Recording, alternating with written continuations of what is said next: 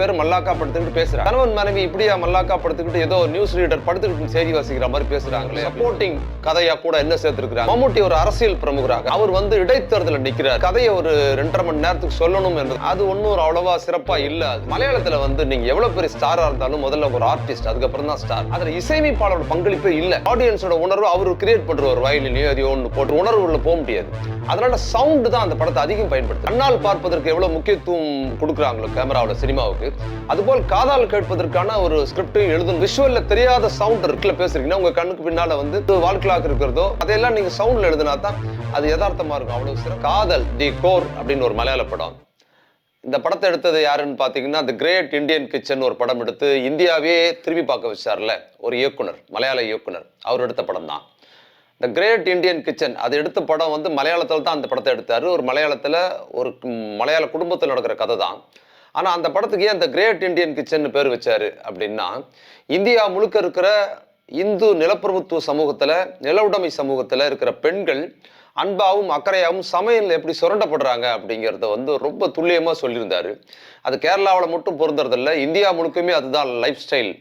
நிலப்பிரபுத்துவ சமூகத்தில் இருக்கிற பெண்களோட வாழ்நிலை அப்படிங்கிறத ரொம்ப துல்லியமாகவும், அந்த படம் ரொம்ப நேர்த்தியாகவும் ரொம்ப அழகியலாகவும் சினிமா மொழியில் ரொம்ப சிறப்பாகவும், அதே சமயத்தில் உள்ளடக்கத்தில் ரொம்ப பொலிட்டிக்கலாக ரொம்ப சரியாகவும் சொன்ன படம். ஏன்னா நிறைய பேர் அது கைக்கூடாது.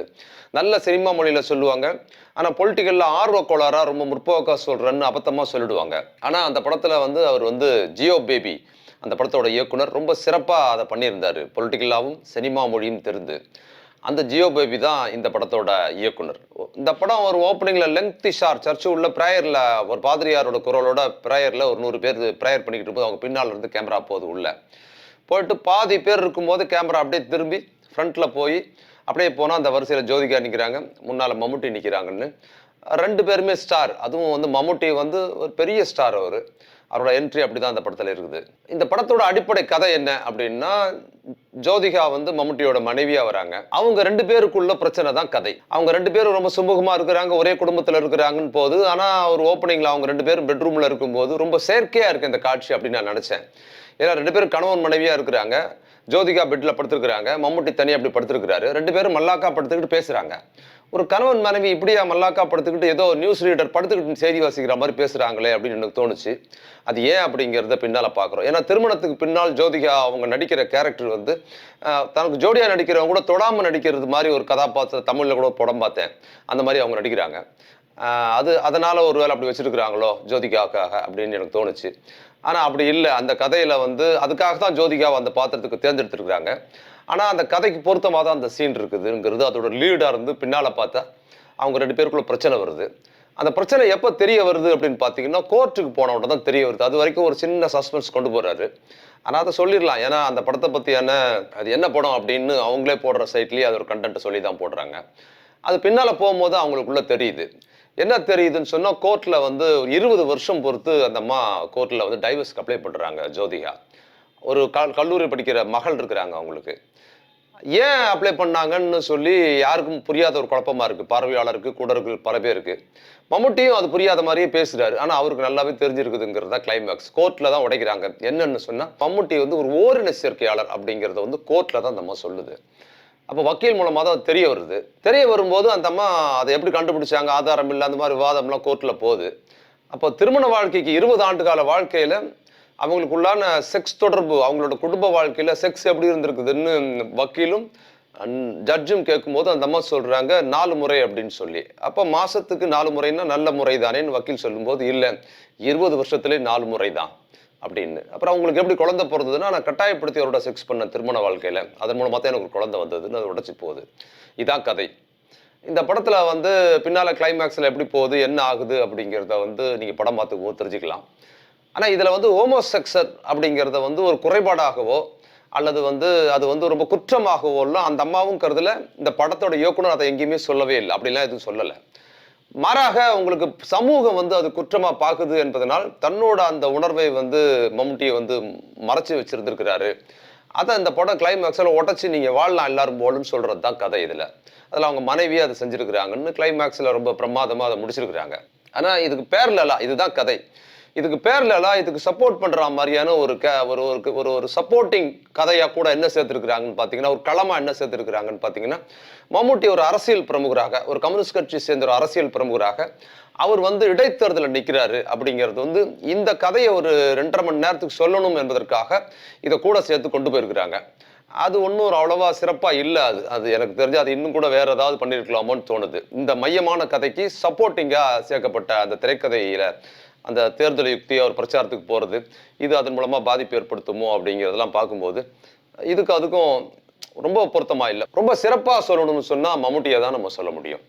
இதுல வழக்கமா அவர் சிறப்பா நடிப்பாரு, ஜோதிகாவும் நல்லா நடிச்சிருக்கிறாங்க.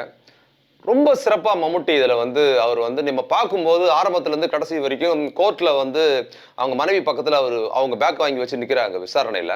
அந்த நேரத்துல அவர்கிட்ட ஒரு அப்பாவி தோற்றம், அவமானப்படுறாருங்கிற ஒரு உணர்வு நமக்கு ஏற்படுது.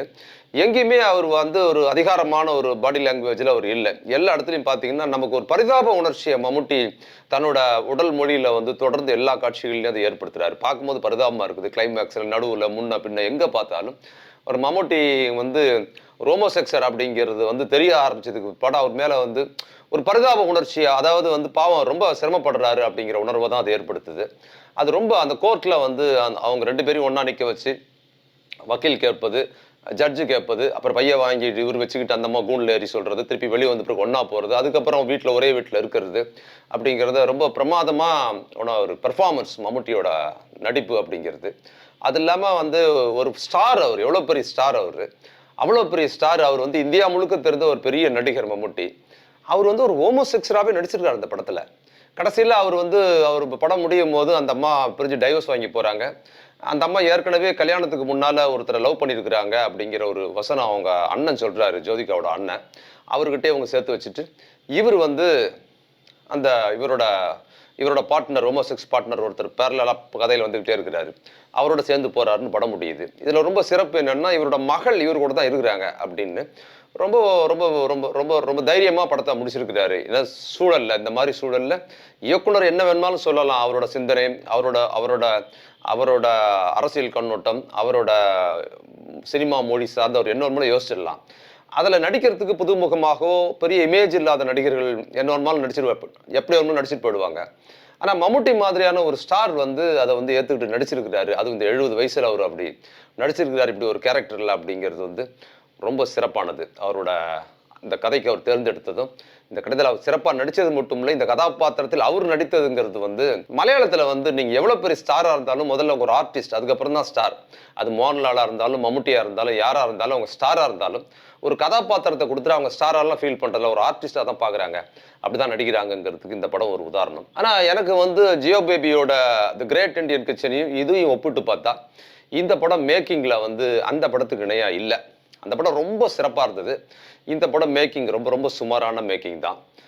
அதுவும் குறிப்பா ஜியோ பேபி எப்பவுமே மியூசிக் அந்த படத்துல மியூசிக் பயன்படுத்தினதில்ல, இந்த படத்துல ஒரு மியூசிக் பயன்படுத்தல. இந்த கிரேட் இண்டியன் கிச்சன்ல பாத்தீங்கன்னா அந்த படத்துல அவர் அதிகம் மியூசிக்கே பயன்படுத்தல. ஒரு இடத்துல தான் மியூசிக் வருது, கிளைமேக்ஸ்ல மியூசிக் வருது, அவ்வளவுதான். எங்கேயுமே ஒரு மியூசிக்கே அந்த படத்துல பயன்படுத்தல. அந்த படம் ஏன் ரொம்ப சிறப்பாகவும் ஏதோ நம்ம கண் முன்னால் நடக்கிற ஒரு சம்பவம் மாதிரி நமக்கு ஒரு தோற்றத்தை கொடுத்துச்சுன்னு பாத்தீங்கன்னா அதுல இசையமைப்பாளரோட பங்களிப்பே இல்லை. ஏன்னா இசையமைப்பாளருக்கு ஒரு தனி நபர் ஒட்டுமொத்தமா படம் பார்க்குற ஆடியன்ஸோட உணர்வு அவர் கிரியேட் பண்றாரு. வயலினையோ எதையோ ஒன்று போட்டு ஏதோ ஒரு சிம்பத்தியோ அல்லது ஹாப்பியோ கிரியேட் பண்றாரு. அதனால நமக்கு ஒரு உணர்வு உள்ள போக முடியாது. அதனால சவுண்டு தான் அந்த படத்தை அதிகம் பயன்படுத்தினார். ஒரு சூழல்ல இருக்கிறாங்க அப்படின்னா அந்த சூழல்ல சுத்தி அவங்க இருக்கும்போது அவங்க பேசுற டைலாக் எவ்வளவு முக்கியமோ அதுபோல அவங்க சுத்தி இருக்கிற ஃபேன் ஓடுறது, அதுக்கப்புறம் வந்து பின்னால வந்து அவங்க பெட்ரூம்ல படுத்திருக்கும் போது கூட வந்து வால் கிளாக் ஓடுற சத்தம், இதெல்லாம் துல்லியமா பண்ணதுனால அந்த படம் வந்து அவ்வளவு நம்பகத்தன்மையாகவும் அவ்வளவு சிறப்பாக இருப்பதற்கு வந்து சவுண்ட் ட்ராக்குன்னு ஒன்று தனியாக எழுதணும். அந்த படத்துல வந்து வசனத்தை எழுதுவது மாதிரியே உங்களுக்கு சவுண்ட் ட்ராக். ஏன்னா சினிமா வந்து விஷுவல் மீடியம் பொதுவாக சொல்றாங்கல்ல, விஷுவல் மீடியம் மட்டுமல்ல, அதுவும் தானே கேட்குது. அது வெறும் வந்து ஊமை படமா நம்ம பார்க்குறோம். அப்போ ரொம்ப துல்லியமானது. கண்ணால் பார்ப்பதற்கு எவ்வளவு முக்கியத்துவம் கொடுக்குறாங்களோ கேமராவில் சினிமாவுக்கு, அதுபோல் காதால் கேட்பதற்கான ஒரு ஸ்கிரிப்டையும் எழுதணும் போது அந்த படம் அதை செஞ்சது. நீங்க வந்து விஷுவல்ல தெரியாத சவுண்ட் இருக்கும். நீங்க 2 பேர் பேசுறீங்கன்னா, ஒரு வீட்டுல பேசுறீங்கன்னா உங்க கண்ணுக்கு பின்னால வந்து வால் கிளாக் இருக்கிறதோ வேற அவங்க யாரோ பேசுறதோ இருக்கிறாங்கன்னு சொன்னா அதையெல்லாம் நீங்க சவுண்ட்ல எழுதினா தான் அது யதார்த்தமா இருக்கும். அவ்வளவு சிறப்பா அந்த படத்தை அவர் பண்ணியிருந்தாரு. சவுண்ட் ட்ராக் தனியாவே எழுதி ஸ்கிரிப்ட் எழுதி சேர்த்திருந்தாரு. இந்த படத்துல சுத்தமாவே சவுண்ட் ட்ராக் மட்டும் தான் பயன்படுத்தியிருக்கிறாரு. மியூசிக் இதே மாதிரி இல்ல. ஆனா சவுண்ட் ட்ராக் ஒர்க்கே இல்ல. பல இடங்கள்ல வந்து டிவி நாடகம் மாதிரி ரொம்ப அமைச்சூர்த்தனமா இருக்குது. கார்ல போகும்போது 2 பேர் பேசுறது மட்டும் தான் கேட்குது. ரொம்ப ஈஸியா முடிச்சிட்டாரு படத்தை அவரு. சவுண்ட் ட்ராக்குக்காக எதுவுமே நமக்கு சங்கடமா இருக்குது. இன்னும் எந்த சவுண்ட் சுத்தி இருக்கிற சவுண்டை ஒரு ரொம்ப சாதாரணமான கமர்ஷியல் படத்துல கூட ஒர்க் பண்ணியிருப்பாங்க. அது கூட இல்லையே அப்படிங்கிற சவுண்ட் ட்ராக்கு மட்டும்தான் பயன்படுத்தியிருக்கிறாரு. அது ரொம்ப புவரா பயன்படுத்தியிருக்காரு இந்த படத்துல. அது இன்னும் கூடுதலா மெனக்கிட்டு இருந்தாரு. இந்த கிரேட் இண்டியன் கிச்சன் மாதிரி பண்ணியிருந்தாருன்னா இந்த படம் இன்னும் சிறப்பா இருந்திருக்கும். ஆனா படம் நல்லா இருக்கு. இந்த ஹோமோசெக்சுவத்தை வந்து அவர் பரிந்துரைக்கிறதுல அரசியல் கண்ணோட்டத்தோட அதுக்கு ஆதரவு எதிர்ப்புங்கிற கண்ணோட்டம் எனக்கும் அதுல மாற்று கருத்துக்கள் இருக்குது. அது இந்த படம் பரிந்துரைக்கிற விஷயங்கள்ல பேசுறதுல. ஆனா அதையெல்லாம் தாண்டி இந்த படத்தை வந்து அவர் பண்ணியிருக்கிறது வந்து ரொம்ப சிறப்பான ஒரு முன்முயற்சி. ஒரு ஒரு ஒரு ஒரு ஒரு வெகுஜன சினிமாவில் இப்படி ஒரு கண்டென்ட்டோட ஒரு ஸ்டாரை வச்சு இந்த டைரக்டர் இதை கொடுத்துருக்கிறாருங்கிறது வந்து சிறப்பானது.